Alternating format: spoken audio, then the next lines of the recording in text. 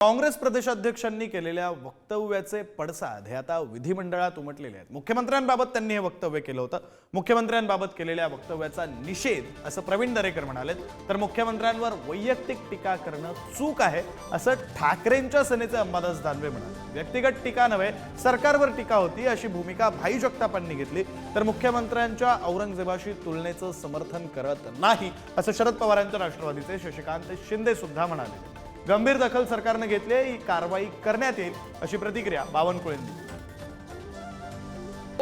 औरंगजेबाचा विषय मुख्यमंत्र्यांची तुलना झाला, त्याचा मी समर्थन करत नाही, त्याचा निश्चितपणे आपण निषेध केला, तो निषेध रास्त आहे। माननीय सभापती महोदय, माननीय मुख्यमंत्र्याबद्दल जे काही आक्षेपार्ह वक्तव्य हर्षवर्धन सपकाळ यांनी केलं आहे, हे जर आपल्या निदर्शनास आलं तर नियमाप्रमाणे कारवाई करण्यात येईल आणि गंभीर दखल शासनाने घेतली आहे। राज्याच्या मुख्यमंत्र्यांच्या बाबतीत जर अशा प्रकारचं बेजबाबदार, जो राज्याच्या काँग्रेस सारख्या एका परंपरा असणाऱ्या मोठ्या पक्षाचा अध्यक्ष इतका जर बेजबाबदार बोलत असेल, तर या ठिकाणी त्या वक्तव्याचा मी निषेध करतो, धिक्कार करतो आणि आपण अध्यक्ष महोदय या प्रकरणी गंभीर दखल घेऊन त्यांच्यावर गुन्हा दाखल करून त्यांच्यावर कारवाईची सुद्धा या निमित्ताने मी आपल्याकडे मागणी करतोय। मी सभागृहाला सांगू इच्छितो की याच्या संदर्भामध्ये महत्त्वाच्या पदांवर असणाऱ्या व्यक्तींच्या बाबतीमध्ये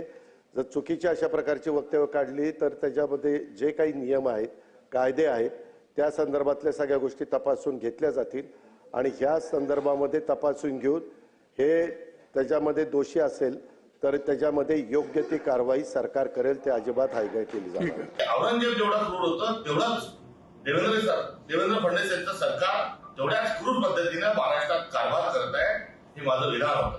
मात्र या विधानाच्या संदर्भामध्ये भाजपची का पोटदुखी झाली मला काही समजत नाही।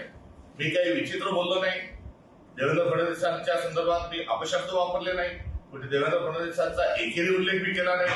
देवेंद्र फडणवीसांनी कुठे त्यांच्या औरंगजेबासारखी वेशभूषा करावी फक्त तेवढाच फरक आहे असं देखील मी बोललो नाही। शुद्ध स्वरूपामध्ये जो गव्हर्नन्स आहे, जो राज्यकारभार आहे, हा आज अत्याचाराच्या आणि क्रूर पद्धतीने हे सरकार प्रशासन हाकत आहे, या संदर्भामध्ये माझी केलेली ही तुलना आहे।